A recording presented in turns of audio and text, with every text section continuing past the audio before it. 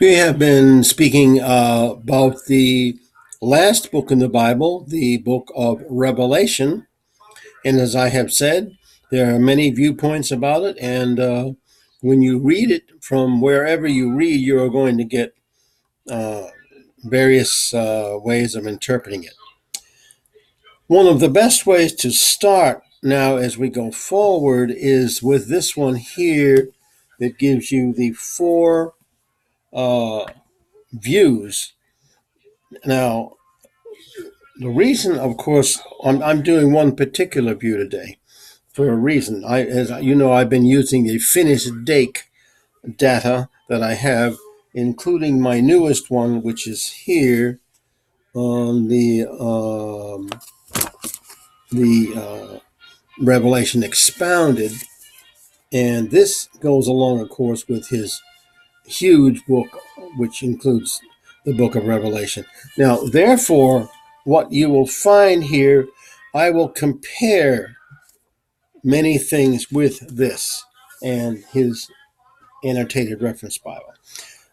Now, therefore, what we're going to do today, we're going to come to, let me explain it first so you know what we're doing.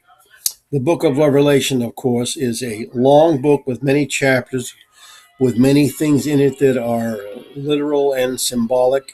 And what they refer to is questionable depending on what point of view you have.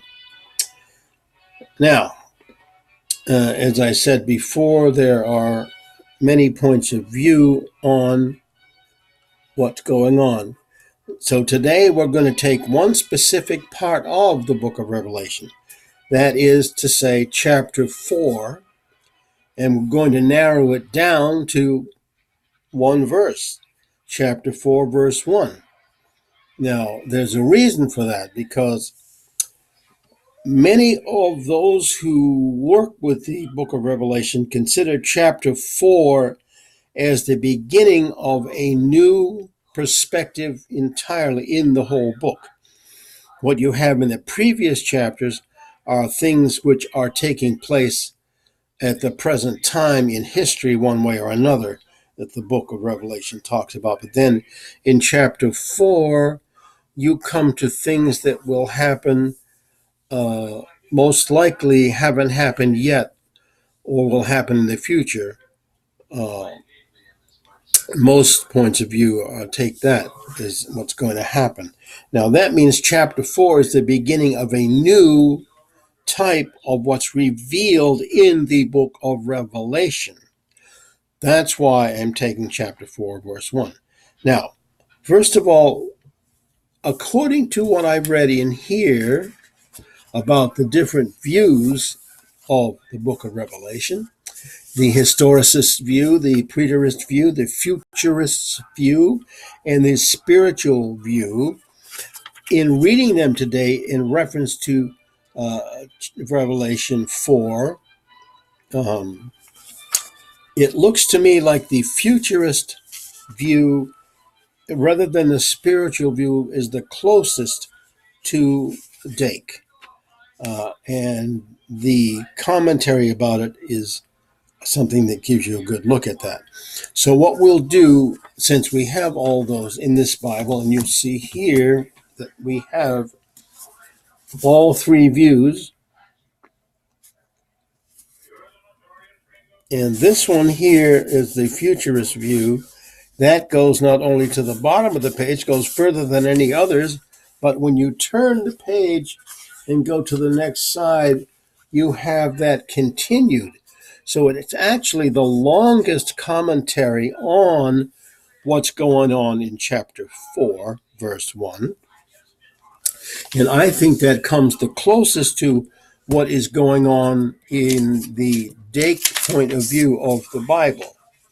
So what I will do next is to read that completely to you so you understand what we're coming to when we're doing this on chapter 4, verse 1, and why I have picked that, as I say.